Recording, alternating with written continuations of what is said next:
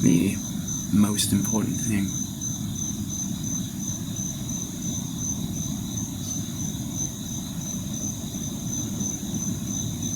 is to remain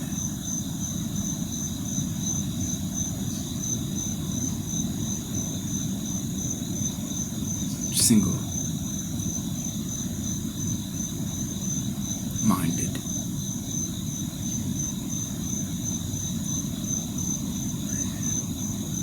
The minute the butterfly wings emerge from your chest, you fly away, multi-minded.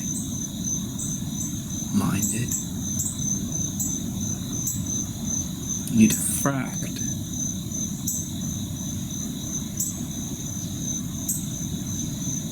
You incarnate as a butterfly,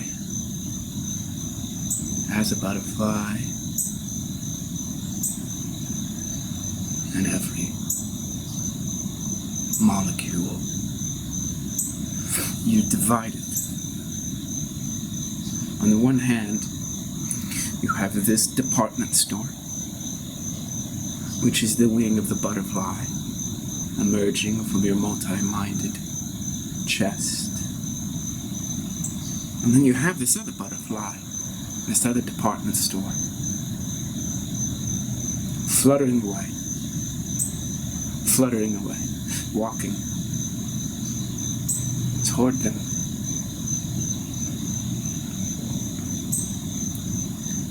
It's a biblical moment, a biblical magnitude of biblical proportions. You have to buy something at this butterfly or this butterfly, and you're multi-minded. You don't remain.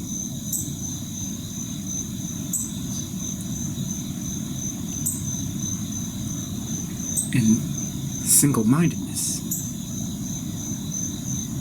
Especially because you're trying to game existence. Trying to get the best deal. Now you received a message from God just moments before, and you set out on a trek. We've all done it. You're not alone. The difference between me and you and me is a matter of butterflies. How many butterflies emerge? Now, the innovative perspective says a myriad of butterflies is preferable to no butterflies, because the more, the merrier. We want diversity. There's biodiversity, there's mental diversity. And the more butterflies, the more mental prana. You hear that bird? That bird is coming with me to those 2 department stores. That bird knows a good deal. That bird is right here on my shoulders, chirping in my ear. I've been sent by God. I have to choose one of 2. There's Ross and there's Marshalls. Now the savvy among us, the perspicacious, insightful, suave, rico, we know that Ross and Marshalls are really one butterfly. The other day, I went up to the cashier. She was in the returns department, a lovely woman, and it was closing time. I had to return something. And she looked me deeply in the eyes, and I looked her deeply in the eyes. And that was a collapse of the butterflies. They all flew back into my chest. I was consolidated, I was single-mindedness. I went back to the genesis of creation, for this particular moment. As we all know, the universe was neither created nor born. The universe is eternal. The universe is eternal organicity. No butterflies. I know we want butterflies, but when I was looking in the cashier's eyes, I showed her my return. It was a fitted sheet. Now I thought a fitted sheet is just a sheet that goes on top I can sleep under, but a fitted sheet is the sheet that goes underneath. I didn't need that. So we kept our eyes locked. I told her, I'm on a mission from God. I've got to return this fitted sheet. And she said to me, well, if you're on a mission from God, why'd you get the wrong sheet? I will confess that I did not have an answer for her then. I just said there were a lot of butterflies in that moment. And I was enamored with the prospect of the infinitude and the magnitude of grandeur that is this manifest realm. I got a little confused. God was not speaking to me, chirping in my ear. And just then, to her amazement and delight, the bird chirped. And she took my item. She gave me my cash back. But in that moment, I must confess that I was also just a little bit confused, because I thought that ultimately Ross and Marshall, there's really just the same store. You know how that is. The left wing and the right wing are the same bird. Right? It's just one bird. Ross and Marshall's just one store. And I thought that I had somehow became more intelligent, more insightful, more keen.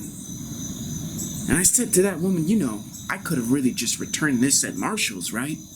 This fitted sheet. You're really just one store, even though you have two different closing times, I've noticed. Is that to throw us off the scent?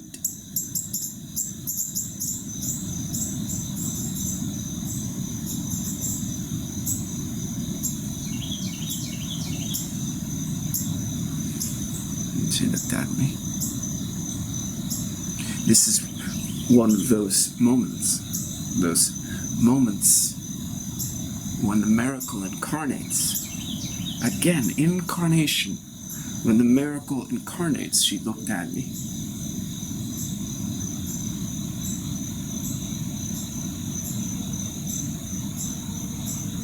How are those butterflies in your stomach, Mark?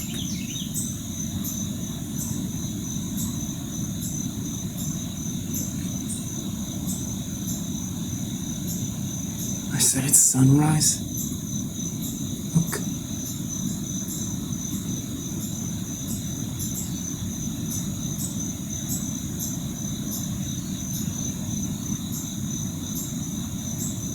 Is it true?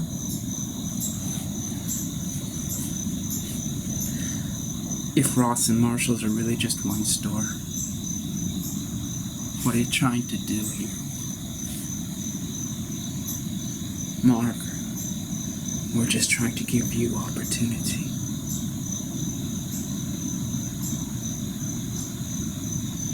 And one of my personal criticisms of humanity and my friends and people who is that we don't let things land. We do not let them land as much as we can.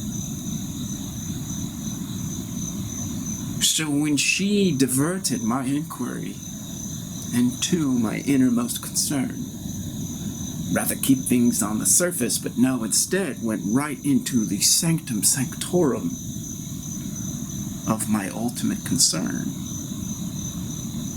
She cherished my gaze and dropped something inside me that landed. We do this for you. Opportunities. Now, I don't always expect the cashier at the returns department to offer me so much wisdom. I really don't. But with her statement, I noticed all these butterflies coming back in to my chest. The bird went into my ear, and all was silent. All was generous. She kept the gaze. Candace was her name. Candace kept the gaze. And I don't know if you felt this or not, but when all the butterflies returned to you, there's ultimate silence. The single-mindedness returns. You know you're not going to make the same mistake. You know that next time you need a bed sheet, you're not going to get a fitted sheet. You're going to get the real deal. You're going to get what you need. You're not going to say, oh, what a great price. I think I'll grab this. Because that's just another butterfly diffracting out of the unified consciousness. You weren't listening. You didn't take that moment and let that moment land. That moment was just confusion. Why? Because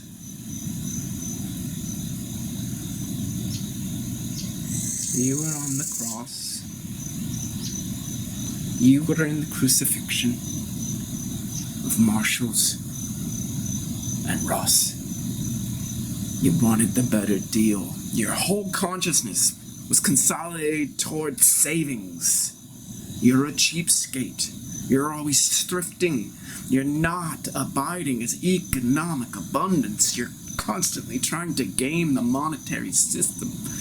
You're on the cross. The butterflies are everywhere, constantly searching for this deal, those savings, this coupon, this Groupon. All the butterflies are out. Left wing, right wing, the butterflies are everywhere. We think this is such a beautiful, wonderful thing. But the covenant of single-minded solidarity, where all the butterflies are in alignment. And I'm looking at Candace and I'm telling her, listen, girl, you're beautiful. I made a mistake. Up till this moment, I thought a fitted sheet was really the one that went on top. Why would they just sell a fitted sheet alone in its own little special package? Why would they do that? If not to ensnare foolhardy, naive simpletons like myself to buy something. And Candace just looked at me and she was like, you can always just return it. I'm like, I don't have the time. I'm on the cross. The blood is going to be pouring from me. The spear of Longinus pierced my side. I am losing blood here. I don't have time. Besides, you're really just one store. So don't play games with me, Candace. I'm dying here.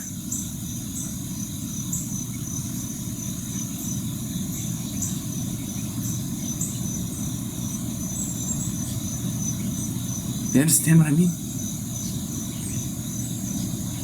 Is this computing for you people? Do you know what I mean?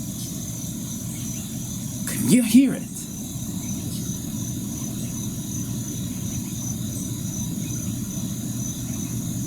How many times have you gone to the return counter of your favorite department store? And I'm not really saying that Ross or Marshalls or the Ross-Marshall configuration consortium is one store or two. I'm not going to commit epistemically and hermeneutically to the synthesis and syncretism of those two department stores. I'm not going to commit. Because that's really the left and right wing of the same bird, but I'm not going to commit to that. I am committed to that. I can't get off this cross. Candace is there, wiping my feet, because I've got this freaking nail lodged through both of them.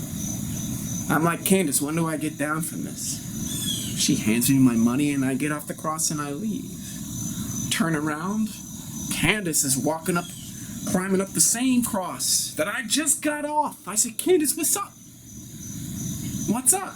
You obviously know the answer as to this is one department store or two, a front for money laundering or whatever. Oh, she says, Mark, it's not all that. What is it?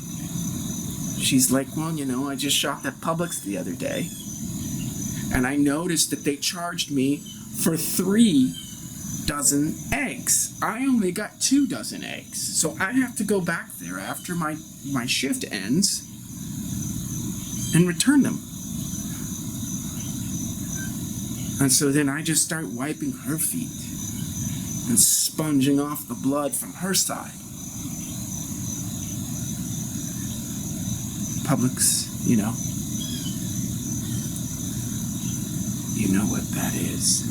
Publix. She's like, Mark, don't tempt me off this cross. I need my butterflies. I said, Candace, come on. You don't have to do this. You don't have to do this to yourself. You need those butterflies. Let them go. Mark, I'm returning this receipt to Publix. I'm going to get my money back.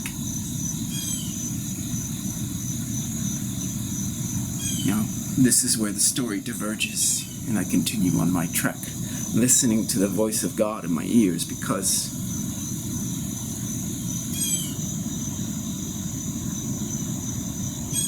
I'm tired of the crucifixions, I know you are.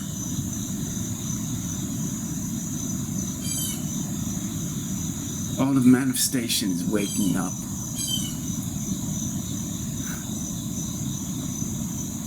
All of manifestation is waking up. See, in the old days, there was a polarity between butterflies inside and butterflies outside. But I understand. I understand.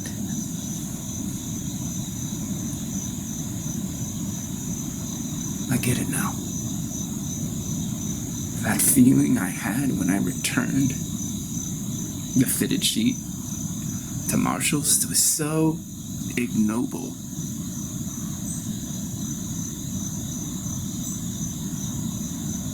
So emasculating.